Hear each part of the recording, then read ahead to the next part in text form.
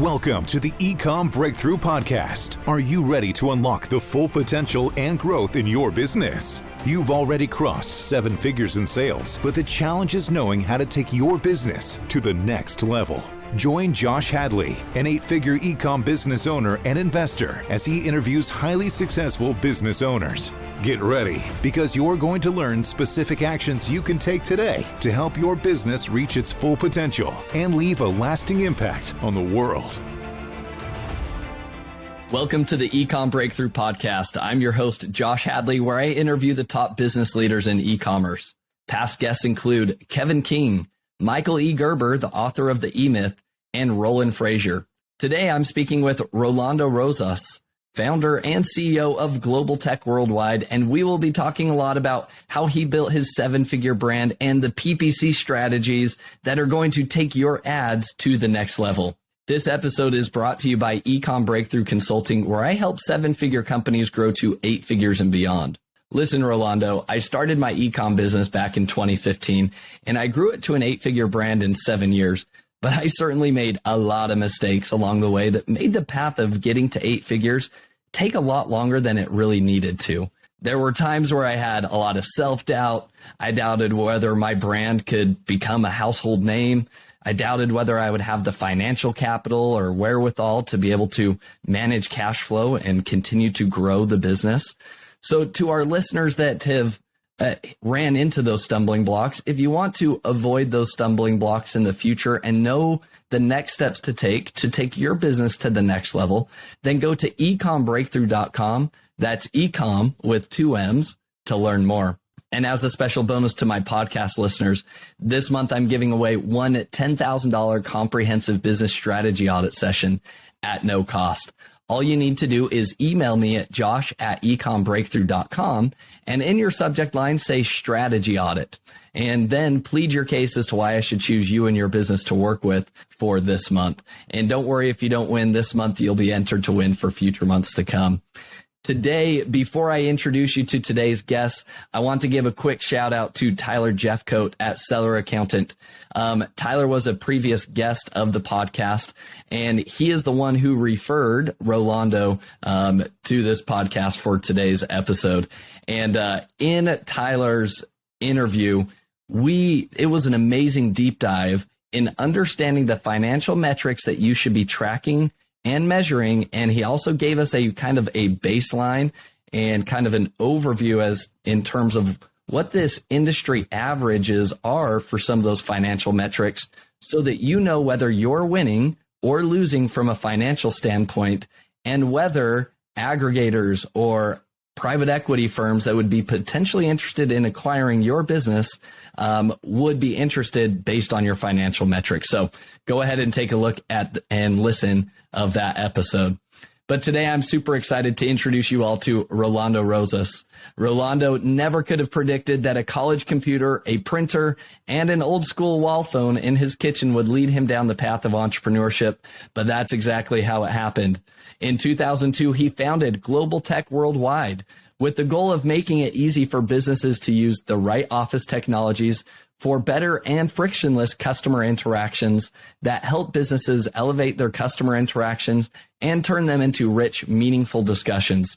Fast forward to today, and after spending 10 years selling on Amazon, he is on his third startup, CircuitLoops.com, because he was frustrated with the lack of transparency and outdated methods of buying broadband, wireless, and fiber internet for small and medium-sized businesses. So with that introduction, welcome to the show, Rolando. Woo, woo, woo, woo, woo, woo. Let me try. Hey, there you go. Hey, there we go. You got the audio working. I got him to work. Rolando has his own podcast, and we recorded an episode last week. I was in the reverse side. I was the guest there, and that I told you, Rolando, I love the sound effects that you have going on in your podcast. You know what? I'm here to. You know what? Go get a Stream Deck. Go get it and call me, and I'll help you set it up, because it took me a while. I left it in the box for quite some time before I actually started using it, because I was a little intimidated. I'm not an AV guy or anything like that, but I was like, all right, let me add 1, 2, 3, and I was like, ooh, and now I've got a couple of those buttons set up for it. I love it. I love it. Well, Rolando, I'm super excited to have you on this podcast. And why don't you give people just kind of a quick journey? You've been doing a lot in entrepreneurship.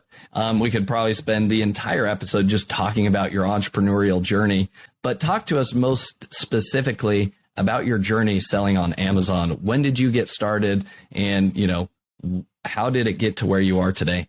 Well, let me take you back to when I started before Amazon. It was 2002. There weren't the add to cart and buy. We had to throw things on a website where you actually called the phone, or you sent us a fax, and then we took your credit card over the phone or looked at it on the fax machine and then sent you the product. And I kind of backed into that by accident. I couldn't get, like you said, in 2002 I started, but I got let go from my job when the telecom bust happened. And by sheer coincidence, I still had a bunch of boxes left over in my garage. And I had some customers that wanted some. And I thought, okay, instead of throwing them in a landfill, because that's what I wanted to do. After you get fired, you feel bitter, you feel angry. Why would you want to keep that crap around? So I wanted to light it up in a bonfire and landfill. So anyways, luckily, this customer said, actually, I need more. And I thought, maybe I have a business here. So the journey started with our own website way before Amazon. Then another 10 years later, we jumped into Amazon 2013. And, the first year was awful. We only made $10,000. That's from a scale perspective, that was nothing. But it was the smallest channel at the time. We thought, maybe we may dump this program or not. The second year, we thought, okay, let's look at this differently. It's not like our own web store. It's not like running Google ads. It's not like nothing like that. So once we did that and we made that pivot, sales started going up. And instead of making $10,000 that year, we made $10,000 the first month. And then year number 2, and then another 20, and then 50, and it just kept climbing, and then 6 figures within a month, and then mid-6 figures, and then it just kept growing the more we started adding the playbook to what Amazon needed for us to go, rather than the old playbook, which was from our website and using Google Ads from that time period. Interesting. Tell me a little bit more about the difference, right, where you were selling products on your own e-commerce website, and then Amazon was kind of a different animal, so to speak. What were those differences? And tell us more about the strategies you were employing to generate sales on your own Ecomm website versus the strategies that you needed to start implementing in order to succeed on Amazon, because they are definitely different beasts. You have to look at Amazon like an intent platform. When you're searching on Google, there's a wild variation of intent, from simply just finding out if this product exists to I've got my credit card ready or my wallet ready to buy today at this moment. And Amazon has a lot more of folks that are closer to that other side of the spectrum. They're in middle of the funnel, kind of, I'm intending to buy, to all the way, I'm going to buy right now and I need it mañana. There are folks doing research, and there are folks doing just browsing around. But we've found, especially lately, that mid to bottom funnel customer is fully on board with the Amazon ecosystem and going after those. And then that's kind of, I wouldn't have known that back then. But once we started changing the keywords, the title, the description to fit more of that persona of that person that has a higher intent to buy versus browse, that made the world the difference. Yeah, I would echo everything that you just talked about. Amazon definitely has a whole different feature or use of keywords than what you're going to be utilizing on Google, right? Google, you're definitely, people are more browsing, exploring, researching. But on Amazon, people come in with very long tail keywords, right? That are like, absolutely, I need a basketball that's yellow and green and size 7 for toddlers, right? Right. That's correct. You're going to get stuff like that on Amazon, whereas on Google, that's definitely more of a rarity. Right. And then on Google, everybody and their grandmother's searching. But when it comes to Amazon, because if we think about the office space for a moment, mid-level business, even small and large enterprise, the profile of the person in our line of business that is going to be looking, that is actually doing the looking and buying, actually is different than the on Google side, where the looking and buying may get done by a different person within the office, a person that has different responsibility versus that person that's doing the exact same function, but on Amazon. Interesting. Yeah. So also your target audience, right, that you're trying to speak to is going to be very different. Those are some awesome key points that you've highlighted there. So Rolando, you are in the kind of electronic space on Amazon. Is that correct? Right. That's right. So I would assume that comes with its own complications. There's been a lot of overseas competitors that have recently been kicked off the entire Amazon platform. One question I have for you, the electronic space is a very competitive marketplace.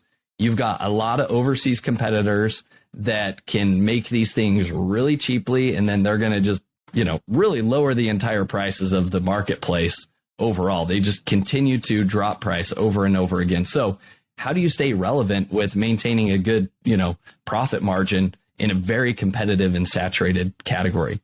You're talking the language of CPG when you're talking about that. And prior to doing e-commerce, I knew nothing. I didn't know anything about carts and PPC. I didn't know any of that stuff. I worked for Marlboro, or the parent company Altria. They sell premium products that, just like Unilever and Procter & Gamble, you're going to pay for Tide. Tide's the premium product. You want maybe not like Tide, but still within that family, you're going to buy the stuff at the bottom shelf at the supermarket, right? The No Frills brand or the private label brand that they have at the store. There's always room for premium and let's call it generics, just to keep it simple. I like playing in the premium side of things because there's more money, there's potential for higher sales, and the customer isn't as price sensitive. There is price sensitivity, but maybe not as much. Yeah. And so what pool do you want to play in? The one that has more cash, like the big CPG companies do? And, all right, you need the no frills. We got that too. And so from a strategy perspective, when you're talking about Chinese sellers, there's the MPOWs of the world. And I wouldn't call Anchor like MPOW, but Anchor is a Chinese brand. It's an American that's got all of their offices in China. It's hard to compete, but there's always something that they're missing. And it's your mission as an entrepreneur to find out whether it's candles or electronics or other goods that are being sold. What are they missing? Well, they don't have a silver colored one or a gold plated one. And once you find that out, start there. But I would say even before that, make sure that you jump into Amazon knowing something about the product rather than going on Alibaba because some influencer told you to do so, or going to Helium 10 because an influencer told you to start there on your search and your journey. Don't do that. That's the fast way to crash and burn because Amazon is not passive and it's not for the weak. Right. I'm sure you would agree with that, Josh. Oh, that 100% true statement. I think we have all seen the Facebook ads, the YouTube ads, the TikTok ads of everybody that says, I print $1,000 every night while I sleep because while I sell on Amazon, just go to Alibaba, find this and slap your name on it. And bam, you're printing money passively. And it's like, oh, that is so They're false. selling a course. At the end of the day, those people their interest in selling a course. And my interest is to let people know you can be on Amazon, you can sell, you can have it print money for you, but it won't be because you're laying down somewhere every single day on an island in the Caribbean and not touching your computer. That's not a reality. That is totally not reality. Especially early on, you will be grinding if you want to. It's just like a rocket. They spend a lot of fuel getting off the launch pad and a lot less when they're in space. It's the same way on Amazon. A lot of fuel, a ton of energy as soon as you start, maybe that first, second, or even third year. But after that, it starts getting maybe just a little easier. then just a little easier. You round out a team member, you bring in somebody else, you outsource this, you start understanding the different scenarios and pillars that you need to be successful on the platform. And then maybe the printing machine starts rolling a little faster, right? Rather than, I'm going to go back here, Josh. I'm going to go back on that couch. I'm going to just let it fly for a couple of weeks without checking in on what's going on. Totally not. I want to say something else. You asked me about Chinese sellers, competitors, electronics. The other thing that a lot of people have a misconception that you cannot be a drop shipper on Amazon, that it doesn't work. And I just want to clarify that because A, we resell electronics, and B, we also have our private label. But in order to be successful at both or either one of them, you have to understand the dynamics that are going on Amazon. You can't drop ship from Walmart to an Amazon customer. You can't scale. You can't have 1,000 SKUs and not have a good management system for it, for receiving orders and for your suppliers to ship them out. If you don't have those things as a drop shipper, you will fail. If, on the other hand, you want to do your own private label thing, you have to know, how can I eke out something within that platform to compete against either the Chinese brands that are maybe more direct or another incumbent that's really big, bloated, and is really not paying attention to the marketplace. And so whatever side of the spectrum you're on, you have to know, understand those dynamics. Otherwise, you'll sit on inventory that'll not move anywhere. Yeah, totally agree. And those are some great ideas for anybody that's into the drop shipping world. I have no experience with that. So Rolando is your man if you're in the drop shipping. I've got a lot of bruises over 20 years of doing that. And you can do it. You can totally do it. You just have to know how to do it efficiently and correct. Otherwise, you will crash and burn. So Rolando, I want to take us back to what you talked about earlier. If you have a lot of overseas competitors that the only thing that they know how to do to compete on is price, you talked about creating that premium brand. What goes into the creation of the premium brand to where somebody is willing to pay even double the price for your product compared to the cheapest alternative from another competitor? The easiest thing you could do right now, today, to test that theory is look at your main image and look at your competitor's main image. What you're going to find is that there are some items that look a lot alike, right? You know, an orange ball looks like this other orange ball, looks like the other orange ball. But you know what? What if I took that orange ball, B-A-L-L, and made it bigger so it occupied more of the space, and you could see the grain on the ball when it comes to search, and it's a nice clean image of that orange ball. You're gonna be like, whoa, I could see the individual, if it's leather, I'm just saying leather grain and all that stuff, those little details. The Chinese sellers may or may not be doing that. Your competition may or may not be doing that. The other thing you could do is take that main image and create a 3D render. If you don't have, access to photography equipment, the technology right now for 3D rendering of images wasn't what it was 3 or 5 years ago. It's much easier for, you to source somebody and they can create a beautiful 3D rendering of your image. And that's also going to stand out more versus your competition. I guarantee not a lot of them are doing that today, but it's out there and it's a lot cheaper than it used to be. Interesting. What else? Are there any other listing optimization, strategies or tactics that you've been able to implement that allow you to separate yourself in terms of being a premium brand? Yes. Customers want to know that you're active on that platform, that you're just not a seller that just got a listing, a few pictures and a video or two. If you have engagement in the way of questions and answers, which are on the product listing, and you respond to those with text and video, you're building trust and confidence for your brand in a way that I guarantee you the competition doesn't really focus on, because it's just seen as, just some questions. We just kind of respond to it whenever we get to it. But Amazon takes that very seriously. Those words on that Q&A, those get indexed and those can help you rank better. That's from one thing.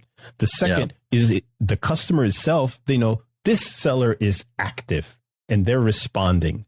And then that leads into, if you're a smaller brand, I'm going to try it, see how it goes. And I know from my own buying behavior, there's stuff that I buy on Amazon all the time. I've never heard of the brand, but it worked because I'm looking at not just the reviews, but I see, okay, 50 questions answered. Yeah. Okay. So either that impression, I mean, it's got to be important. Think about this for a second. Amazon places things at the top because they view them as important, because they have seen the metrics and probably a heat map that shows where customers hover, where they're spending dwell time. So if that is important to be at the very top, then there's something in there, whether it's psychological, quantitatively that you can measure, or has an influence on the purchase. So if that's the case, I want to pay attention to it. Yeah. No, that makes a lot of sense. And I think that's a wicked smart strategy. You just barely slipped these two things in here, but there's two wicked smart strategies that you shared, Rolando, that I want to call out. Number one, that is the fact that the answers, the question, as well as your answer, those keywords there get indexed on Amazon. And so, the strategy here is if you're playing in a space where, you can't use certain terms, maybe it's, I think the term we used prior to hitting this podcast recording was the CBD. Remind me, CBD, right? You can't use that in your listing, but if you have a customer that asks that question, well, guess what? Now you're going to start ranking for CBD. There's a couple other keywords that I mean, not in the supplement space, but I guarantee you there's a bunch of prohibited words you cannot use on the listing. Amazon will shut it down, but it's totally kosher to put those as part of the question. For example, use CBD. So if you have a supplement and somebody wants to know, does this have CBD in the main ingredients or ingredients? That can be a question that is legit. You can respond saying, no, my supplement does not contain X. And in this case, it's CBD. Or I think the other one that got a lot of attention was, there was this like, not ginseng, but this kind of energy herb that ephedra. No, we cannot put ephedra in our supplement. Totally kosher. Because you're responding to that question and you're saying, nope, we don't use ephedra, we don't use CBD. And people look for those keywords, even though they're prohibited, people are still searching for those keywords on the platform. Yep. And it's also a really good way for people to ask questions, including your competitors' brand names. So if you want to try to rank for your competitors' brand name terms, such as, hey, how does this compare to the Melissa and Doug toy set, right? Mm-hmm. Yeah. How does the quality compare to X brand name, right? Yeah, I would liken that to, for us, would be iPhone. Because if you put iPhone in the title, there's so much drama that goes on with iPhone and iPad as a term. Apple, that's totally legit for electronics because it is a question, right? Yep. Oh, I love that. I love the insight. Wait a minute. Hold up a second. Let me give that a clap. There you go. I love it. All right, Rolando. The other wicked smart strategy that you shared in there is that you're responding to these questions with videos, not just the, hey, let me give you my copy and paste statement here that I normally do for all of our FAQs. Tell me, what impact have you seen videos do to that FAQ section? Wow. So we tried this when we first started with video on a product that was not a best seller for us. It wasn't in the top 10 at all. So we put in like 8 video responses to 8 different questions and just watched it.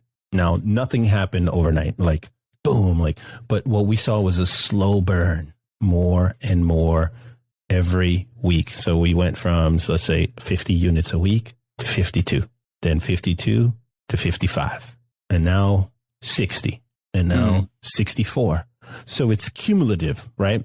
And that's what you want, because that's more sustainable. Now, once you're at these higher levels of selling, you as a seller can also sustain that better than if overnight it tripled.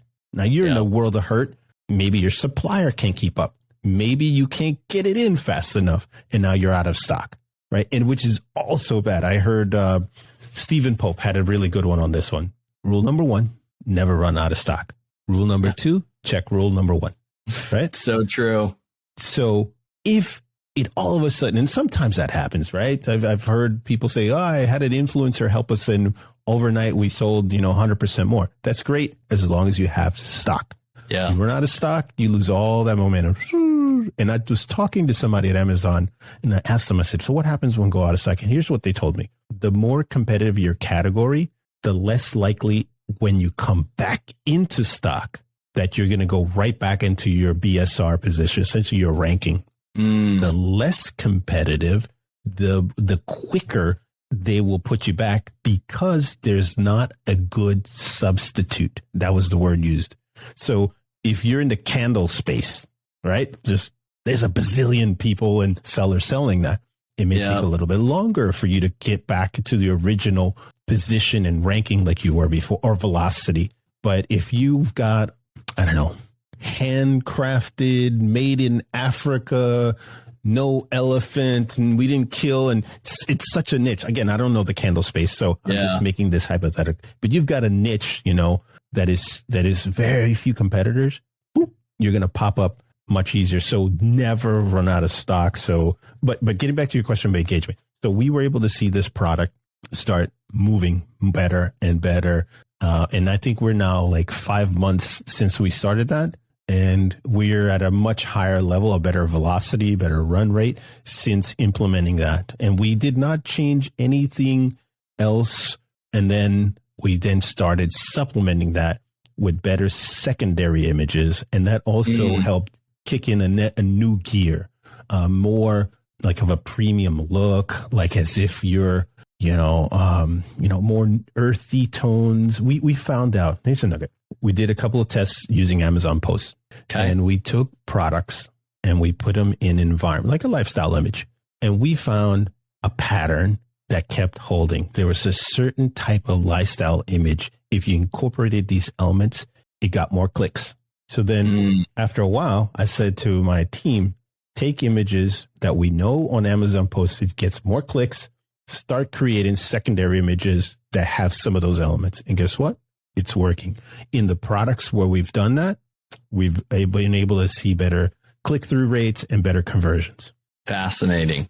Why do you think that customer engagement has helped? You said that you did nothing else. You added in secondary images later, but you first were replying to Q&As with just videos, and you believe that that's what started ramping up your sales. Why do you believe that's the case? Well, one, the numbers tell us that. So the data is telling us that sessions went up. We see the unit session, which is what Amazon measures, kind of their conversion number, that went up. Yeah.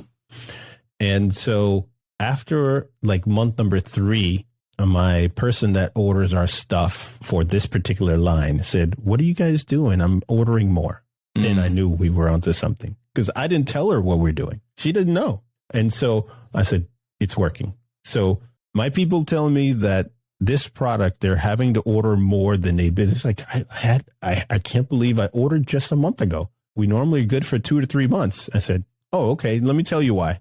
And she was like, okay, so we had to ramp up our buying of that particular product line in order to keep it in stock. So that's how I know it was working. And then we added secondary images, and then we started adding A+ content, improving that to using A+ premium. So a few other things now that we know that at least at the fundamental level, the video and engagement piece is there. We start adding all these other elements to try to see if we can increase sales. Amazing. I love that. All right, Rolando, there's another really wicked smart strategy that I want you to share with our audience that you shared with me prior to hitting the record button. And this is your amazing PPC strategy that I have never heard anybody else talk about this other than yourself. Everybody's always heard of day parting, right? Yeah. And that's kind of the new hot PPC term, but this isn't day parting. this is something I think even more intelligent than what day parting is. So I've laid out the red carpet for you there, Rolando. Give us the gold nugget. Yeah, right. So day parting is just simply ad scheduling, run an ad on a schedule. Nothing new there. But what if, Chad, I was just talking to Chad. What if, Josh, we could map or have ads show up when we have our ideal customers on Amazon? How can we do that? Can we pull it off? And can we save money while we're doing that? That's really what we wanted to find out. Turns out there is a way to do it. Not easy, not clean, but there was. So we went and pulled data from our orders for 12 months. And we used Seller Labs product that they have or service that's called Data Hub. And it pulled in all that data, right? It's our own data. So we didn't have to do all these crazy reports from Amazon. Pulled it all in. Once they pulled that in, I said, wait a minute, guys. I'm not a mathematician here. This is just a spreadsheet with a bunch of numbers. Can we do something better? So then we put together something that anybody could easily use in the organization.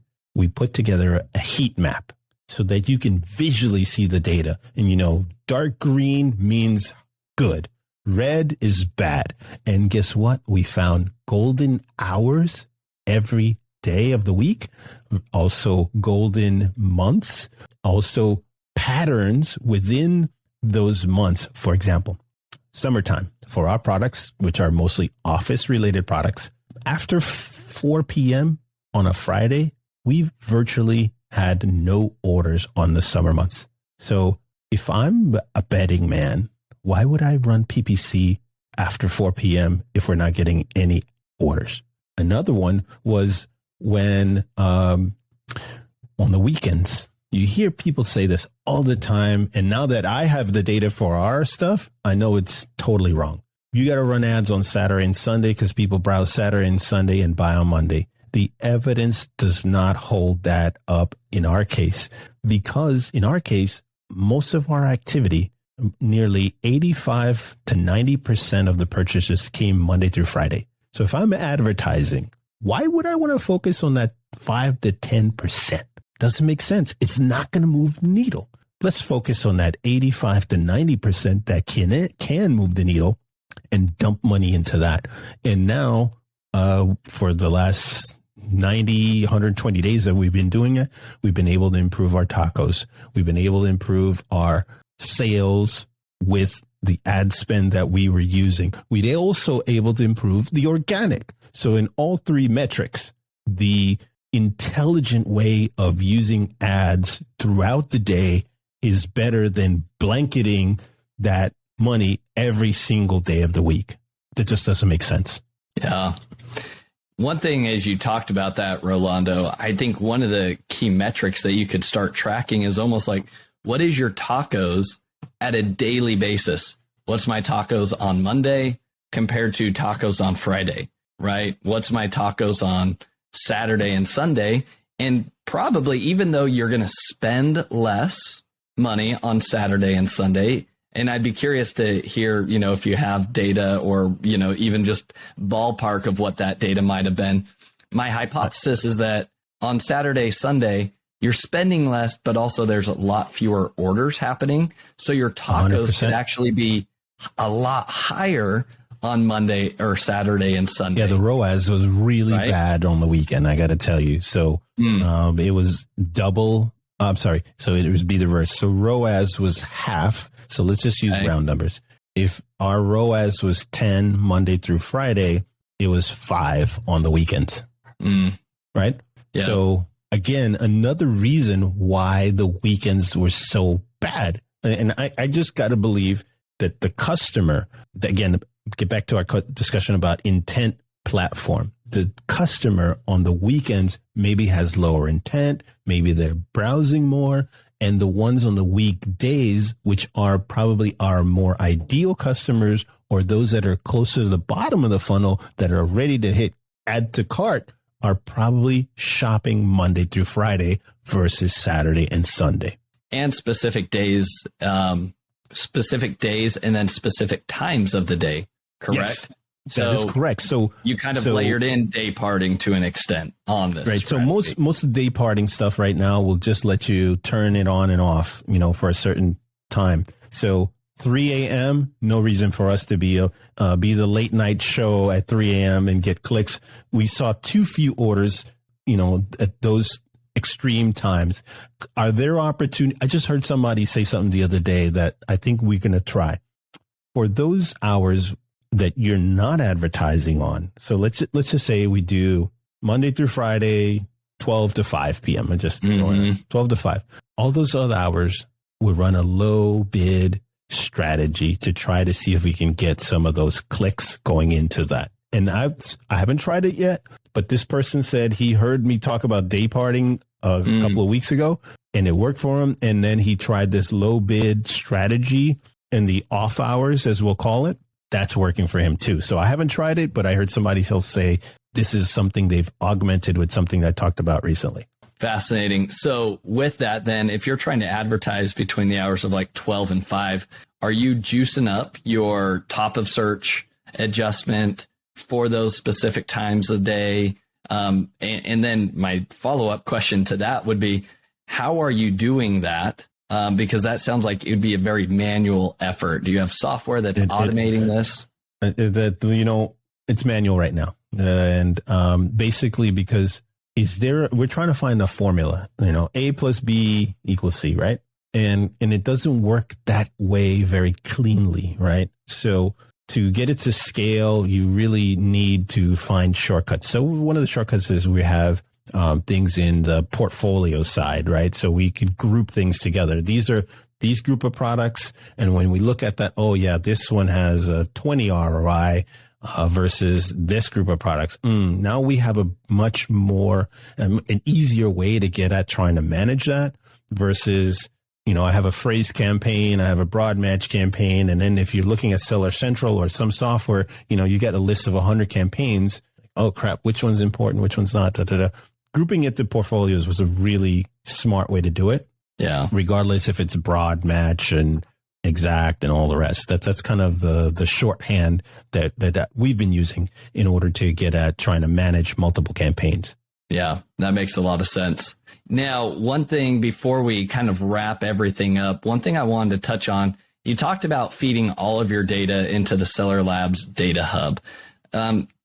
Is there any other ways that you're using that data intelligently for your business? And is that something that you would recommend other sellers do? And, for somebody that isn't a data nerd and doesn't geek out on data, would that still be a useful tool for them? And what type of insights could they find? So, yeah, you can have your own data in Google Sheets. So you can play with it, massage it, turn it upside down. And if you are a data geek or you have some of those on your team, they're going to love it. I heard the other day some folks like that are aggregators that are trying to do all this stuff like that helps them too. So they have a lot of data geeks. Now, if you're on the other side of the spectrum and you're the business owner or you're somebody that's maybe not a data nerd, you can get from them something like templates. So it just feeds into a template and then your data is there and populated. And you'll be able to see it in, you want it like almost like a QuickBooks style manner where you're looking at profit and loss. It makes sense. You're looking at PPC. It makes sense. You want the heat map. It makes sense. So whether you're a data nerd or you're on the other side of the spectrum like I am, and you're not as much of a data nerd, you're like, okay, now it makes sense because I visually see it rather than just long columns of data. So I wouldn't be intimidated if you use templates. I mean, it's what they're there for, to try to make your life easier. So you can get other data. Yeah, they do a bunch. I mean, we're only scratching the surface with this. And I think, Josh, moving forward, data science, data analytics, and artificial intelligence is what's going to lead the way for Amazon sellers. Without those three things, you're going to be stuck in where we were maybe 4 years ago. You got to have those three as part of your playbook. Yeah, I completely agree. I think that the AI data science, being able to sift through all of the data that Amazon's giving you, it's very rare to attend any presentation at any conference and hear somebody say, hey, so pull up this report, do these manipulations, and out comes this miraculous, picture of data that is sharing actionable insights that you could really move the needle on in your business. But if you can have a team that does that, you're going to just start running circles around the other sellers that aren't paying attention to their data. Right. No doubt. It's a fire hose right now, and it's been getting bigger and bigger. I would say for the last 12 months, it seems like every week or every other week, there's something new, whether it's a report or some visibility into other metrics that we didn't have before. And if you're not prepared, think about it. I don't know if you said it or somebody said it to me the other day. We're in the Google ads phase of when Amazon is letting these metrics. Today, Google ads is complex. You need a Google specialist or somebody that's focused in on the Google ads and knows how to use it well, because there's so many metrics. Amazon is at inning number 1 when it comes to metrics. And I know they've hired a lot of Google people to be in their advertisement department because they want to get there where they can get their platform to have all these metrics like Google does today. Yep. That is what we talked about last week. So I remember that. You're right. You are right. All right, Rolando, as we wrap things up, I'd love to leave our audience and listeners with 3 actionable takeaways from each episode. Here are the 3 actionable takeaways that I've noted, Rolando. Let me know if you think I'm missing something here. Okay. But number 1 is adjusting and tweaking and refining your main image in order to be seen as a more premium option in the marketplace. This is easy, low-hanging fruit to where you just need to evaluate, what does the competition look like? Most of them all look the exact same. So go do something a little bit different. And a good way to do this is go look at the premium brands that are out there. Go to, Tiffany Co., go to a Louis Vuitton, a Gucci, and look at the images that they create for their products, and take what's working for them and apply it into your own product. So that would be action item number 1. Action item number 2 is, if you're not already doing this, go ahead and be more diligent at responding to the customer questions that come through. That's number 1. Number 2, if you're already doing that, start testing out by replying to those questions with videos. I think we also talked about this last week in your podcast, where the video takes up even more space than what is taken up just with a simple text reply. So now 100%. You're talking about taking up even more page space, which is why people do digital bundles on Amazon, and everybody's talking about, how do I occupy more real estate? Adding videos to that Q&A section pushes your competitors further away from Amazon's a game of Monopoly. You got to own more digital real estate, and videos and all these other things we talked about will help you take up more pieces of the board and take the competitors off the board, so to speak. That's what you want to do with that.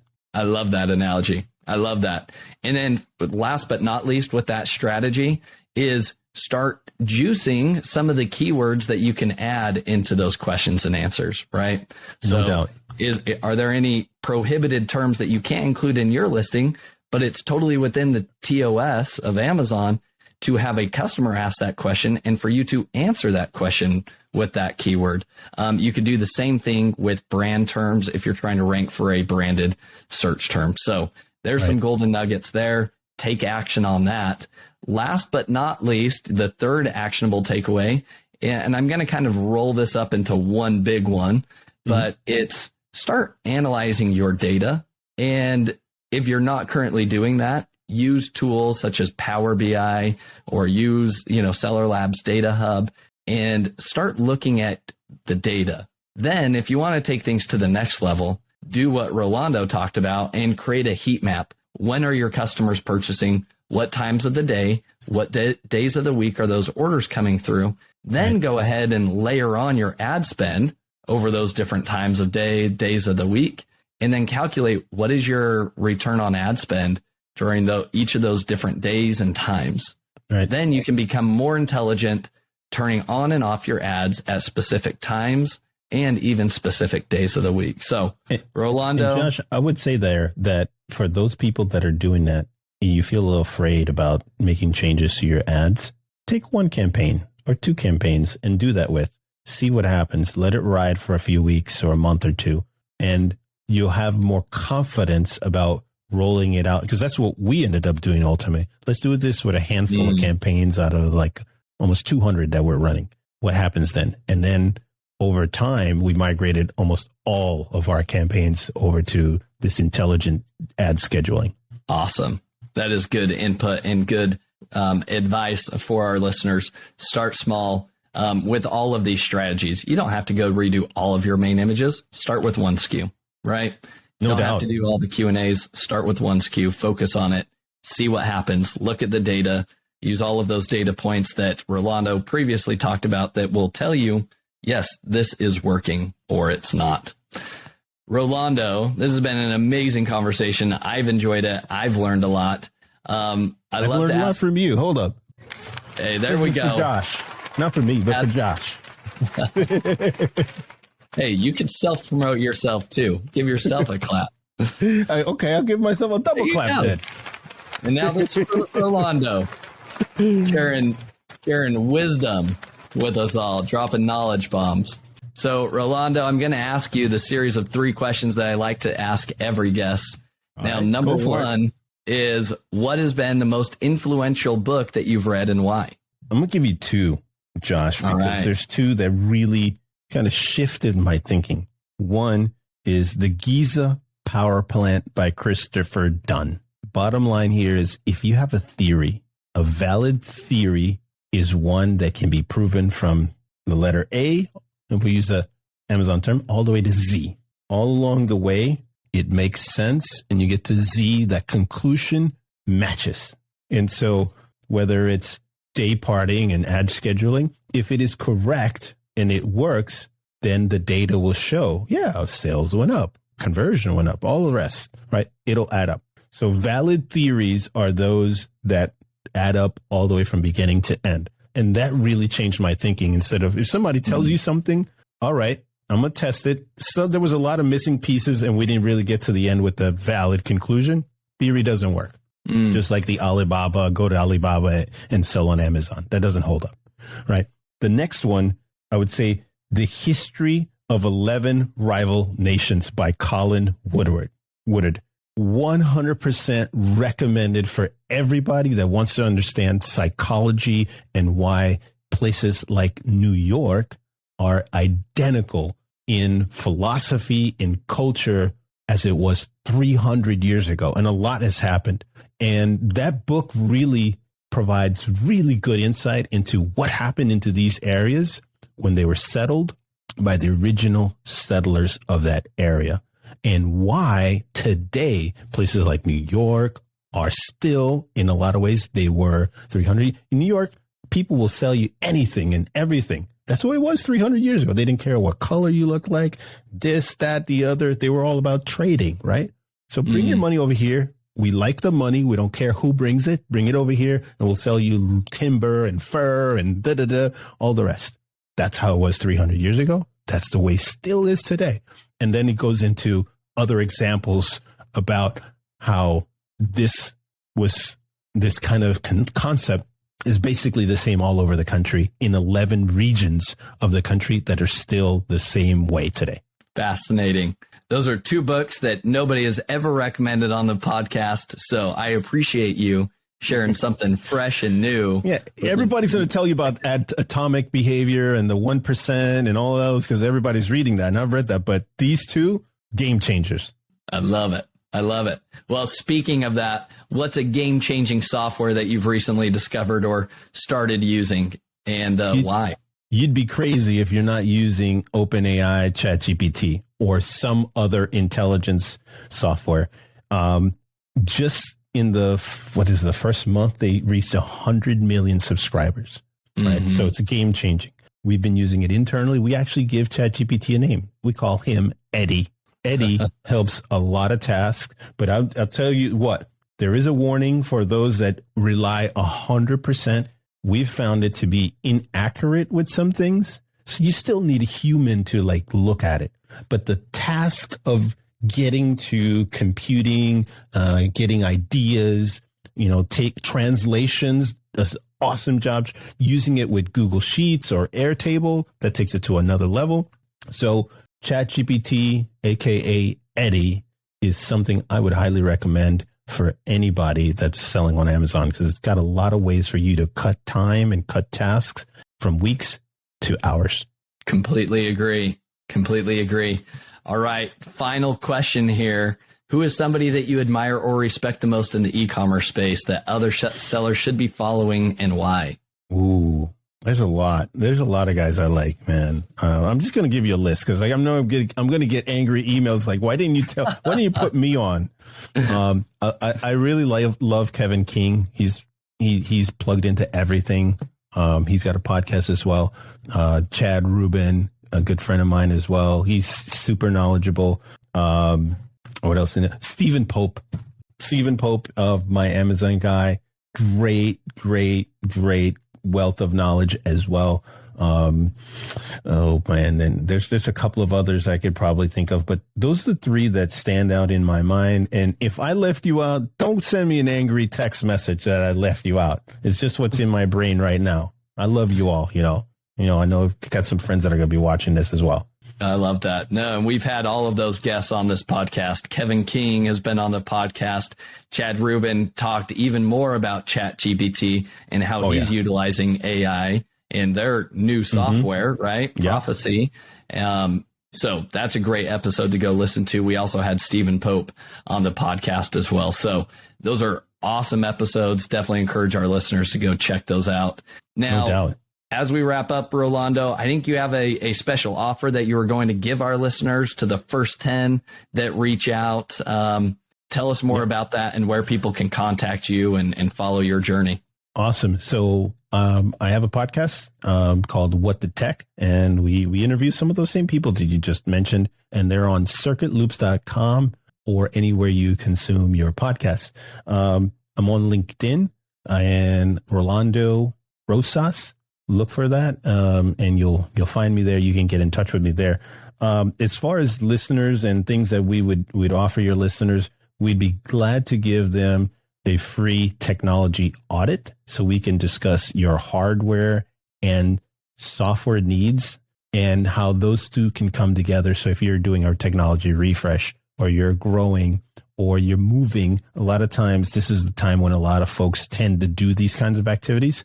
Normally it would cost quite a bit, and sometimes you can't talk to somebody that knows both sides. So we have both services and hardware under one roof, experts that can help you do that, and we'll do that for free for the first 10 guests, because we can't do that for everybody. Josh, we got to make money around here, right? Well, and reach out to you through LinkedIn, correct? Yeah, reach out through LinkedIn, and I'll be glad to get that process started for those listeners.